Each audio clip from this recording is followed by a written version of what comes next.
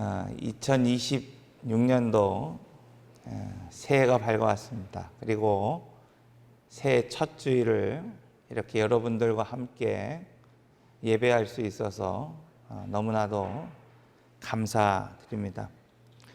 우리는 새해를 시작하면서 늘 우리 마음 가운데에 여러 질문을 이제 하게 됩니다. 내가 2025년도 한 해를 어떻게 살아왔는가를 되새기기도 하고, 또 이렇게 새롭게 시작하는 2026년도를 나는 그러면 무엇을 붙잡고 살아야 할 것인가. 오늘 우리는 이렇게 새로운 시작을 하면서 나름 많은 계획도 세우고 또 결단과 목표를 세우기도 합니다. 근데 오늘 하나님께서는 바로 오늘 우리 교회가 또 여기에 모여 있는 오늘 우리 성도들이 이 한 해를 시작하면서 정말 무엇을 붙잡고 살아가야 되는지에 대한 아주 중요한 말씀을 오늘 첫 시간에 우리에게 주고 계십니다.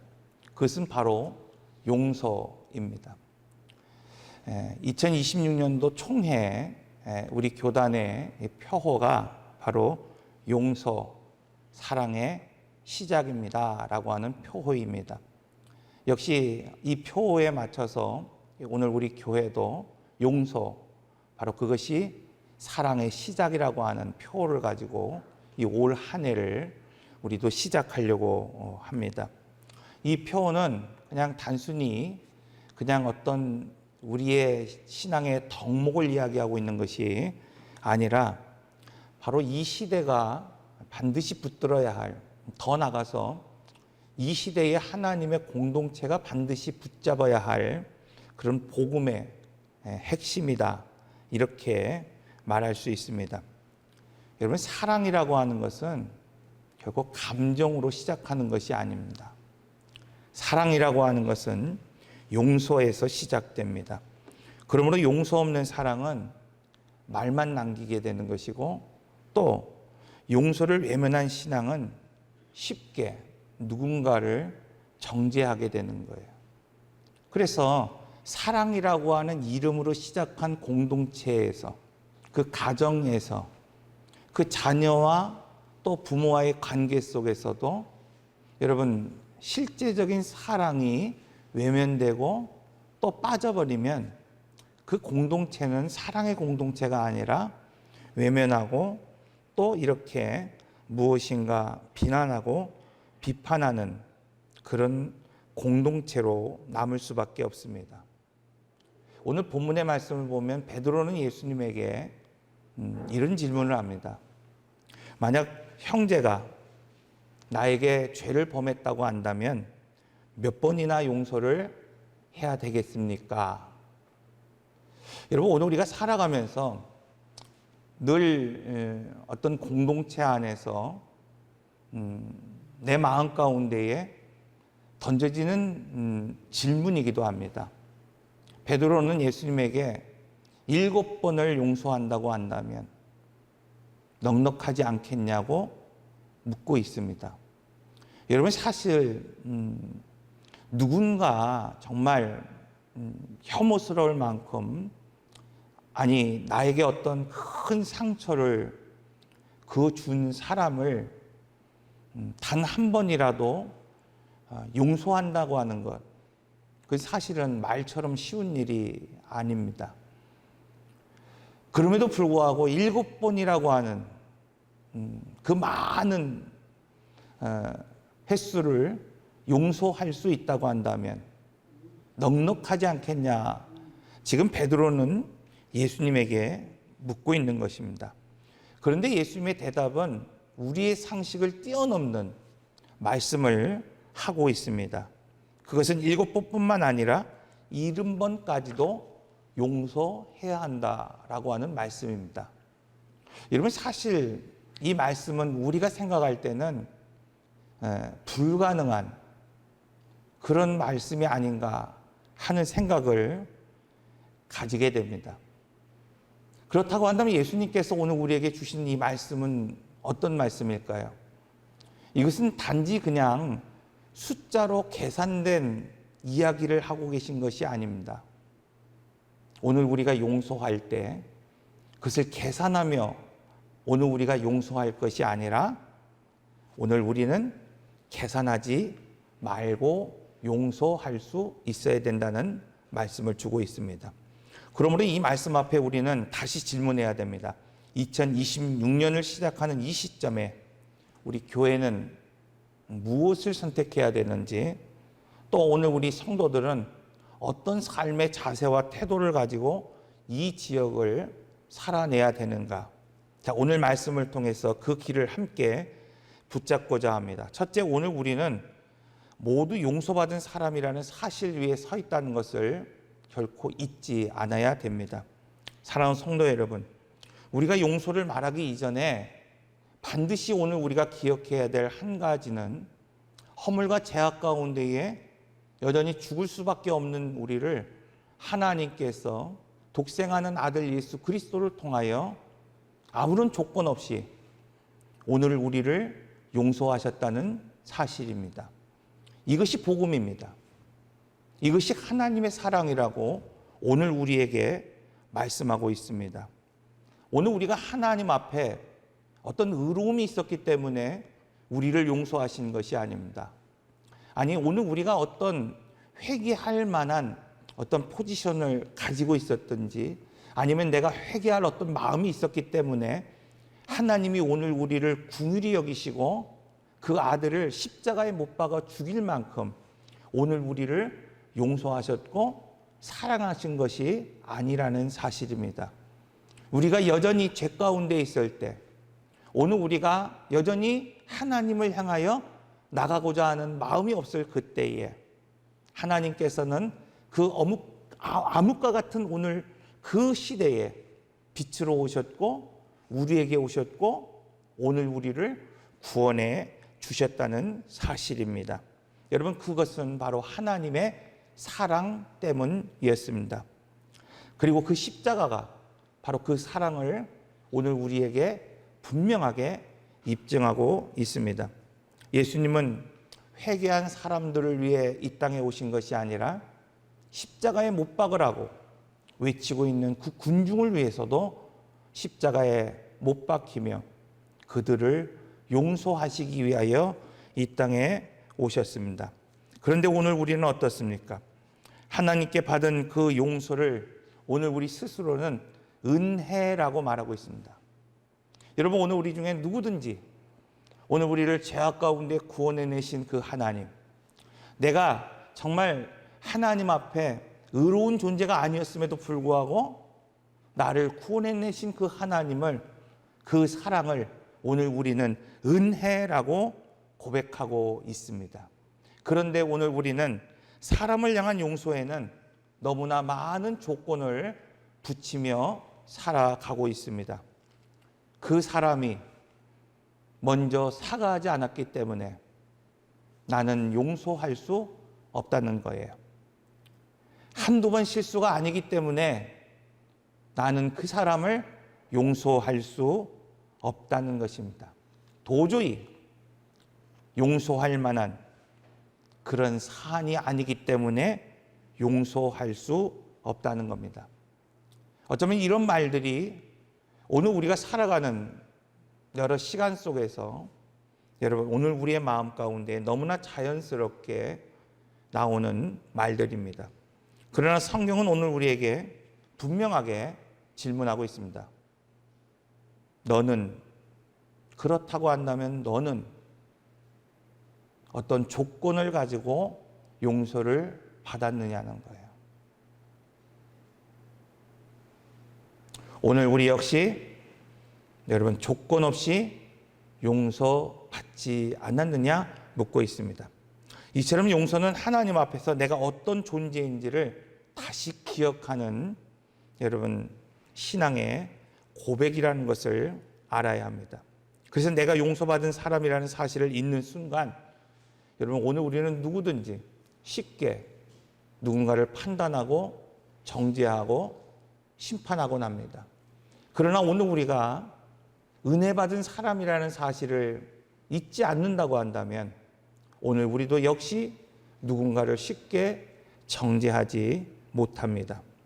그러므로 2026년 여러분 이 시간을 시작하며 오늘 우리는 이 고백 위에 서야 합니다. 주님, 저는 용서받은 사람입니다.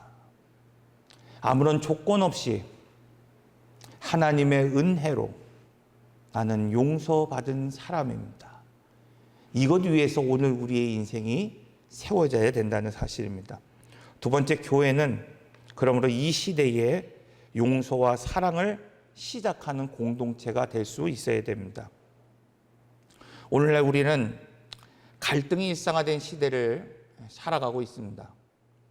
오늘 새벽에도 뉴스를 보면서 베네수엘라를 폭격한 그 기사를 접하게 되었습니다.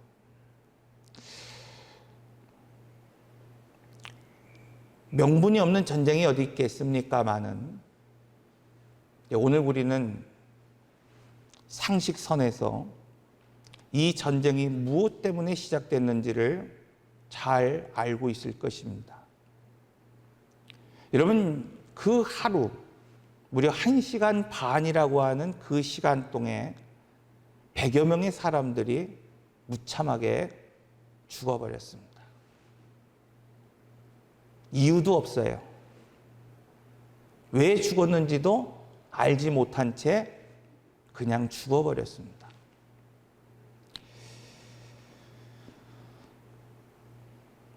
여러분, 요즘 우리 사회의 정치적 갈등을 생각해 보십시오.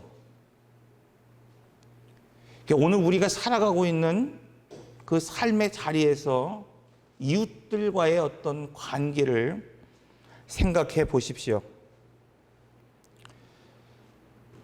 오늘 우리도 교회 안에서 혹은 성도라고 하는 이름을 가지고 있으면서도 세상과 똑같은 방식으로 옳고 그름을 판단하려 할 때가 얼마나 많은지 모릅니다.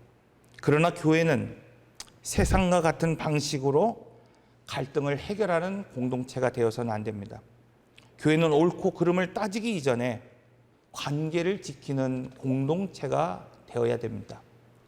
세상이 제약 가운데 있다 하더라도 여러분, 단지 그것을 옳고 그름의 문제로 판단할 것이 아니라 오늘 우리가 그 영혼들을 구원해내는 관계로서 오늘 우리가 시작해야 된다는 사실입니다. 그러므로 교회가 해야 할 첫 번째 사명은 완벽해지는 것이 아니라 이 사회에 용서를 이야기할 수 있어야 한다는 것입니다. 그런데 교회 안에서조차 용서가 사라지고 있습니다. 여러분, 사실 그래서 교회가 이 사회에 복음이 되지 못하는 것입니다. 말로는 오늘 우리가 서로를 사랑해야 한다고 말하고 있지만은 실제 삶에서 오늘 우리는 정죄와 비방이 가득하다고 한다면 우리의 입술의 고백과 달리 오늘 우리의 삶의 현장에서 보여지는 것들이 그런 비방과 그런 오늘 여러 가지 사랑이 실종된 그러한 모습이라고 한다고 한다면 여러분, 그 세상 속에서 교회를 바라보고 있는 그 사람들은 그 교회를 통해서 아무런 소망도 발견할 수 없을 것입니다. 그렇게 이야기하고 있는, 그렇게 살아가고 있는 성도를 바라보면서 이 세상은 소망을 발견할 수 없기 때문입니다. 그러므로 오늘 우리는 목소리를 높여 세상과 싸우기보다는 묵묵히 사랑으로 버텨내는 공동체가 되어야 합니다. 총회의 메시지처럼 오늘 우리는 화이팅보다는 할렐루야를 외치며 여러분 살아가는 공동체가 되어야 됩니다.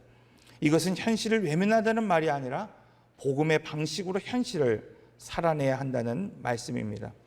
그러므로 2020년도 한 해 우리 교회가 많은 일을 하기 위해 애쓰기보다는 먼저 주님이 기뻐하시는 그 교회의 정체성을 굳게 세우기를 소망합니다. 용서 위에 세워진 교회, 화해 교회를 선택하는 교회, 끝까지 사랑을 포기하지 않는 교회가 될 때 하나님 분명 이 공동체를 하나님께서 세워 가실 것입니다. 그러므로 마지막으로 성도는 이 지역 사회에서 용서라고 하는 길을 내는 삶을 살아야 합니다. 누누이 말씀드린 것처럼 교회의 사명은 예배당 안에서 완성되는 것이 아니라 여러분 예배당 밖에서 완성되는 것입니다. 오늘 우리의 믿음이라고 하는 것은 이 예배당 안에서 입증되는 것이 아니라 오늘 우리가 살아가고 있는 삶의 현장, 그 사회에서 입증돼야만 합니다. 교회는 월요일에 일터에서, 화요일에 가정에서, 또 수요일에 이웃 관계 속에서 살아 움직여야 합니다. 그러므로 이 지역에서 성도가 어떻게 사느냐가 곧 교회의 얼굴입니다.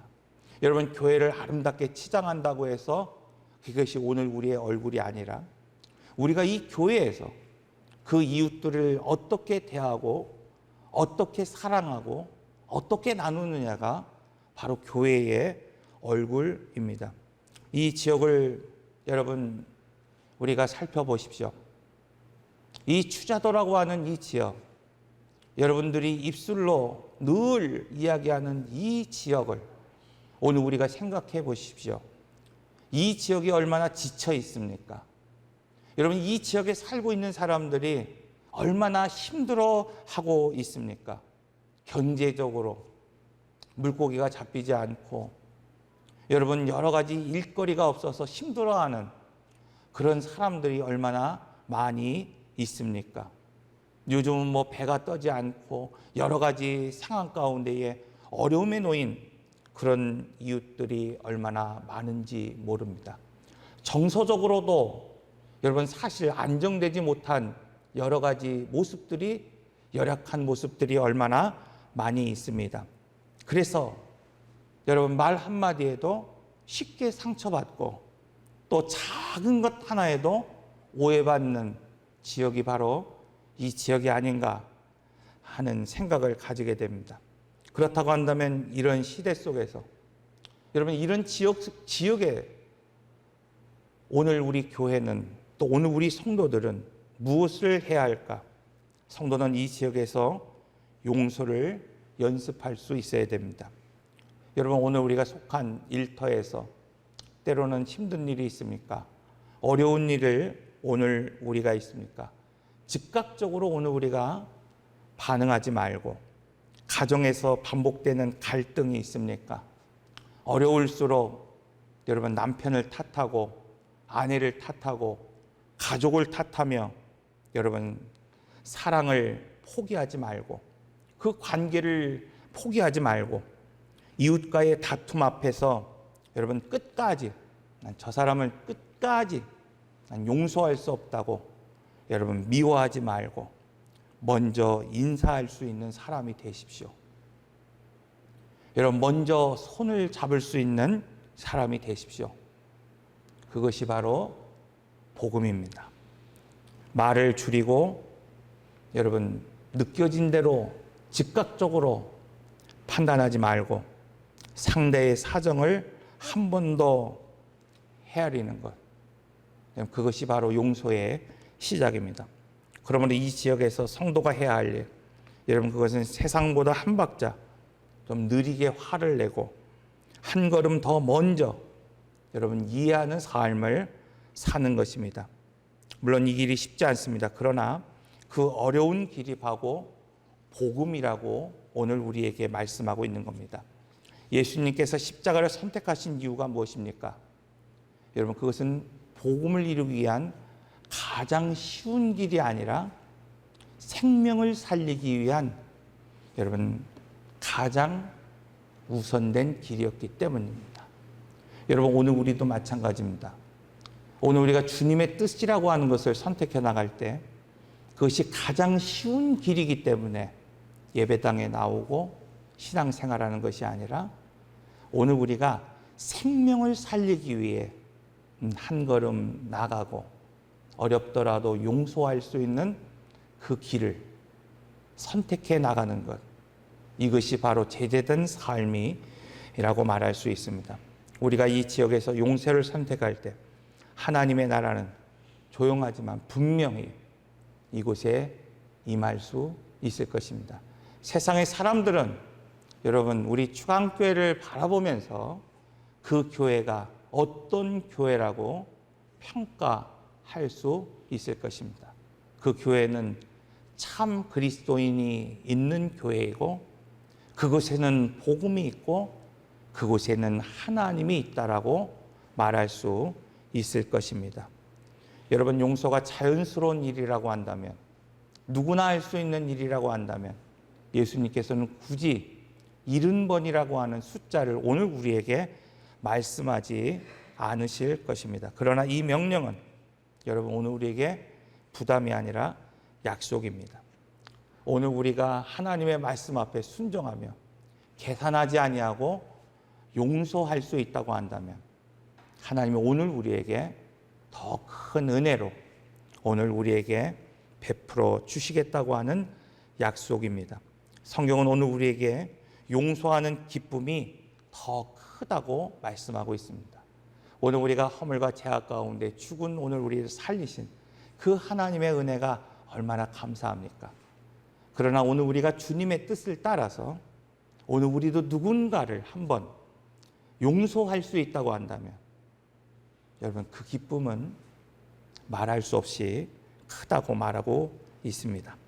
2026년도 한 해 이 혼란스러운 또 갈등으로 싸움으로 난무한 이 세상 가운데에서 적지만 작은 것 같지만 오늘 우리 성도들 여러분 이 사회에서 이 가정에서 오늘 우리 서로들 관계 속에서 사랑을 이야기하고 용서로 시작하는 그런 한 해가 되시기를 바랍니다. 기도하겠습니다.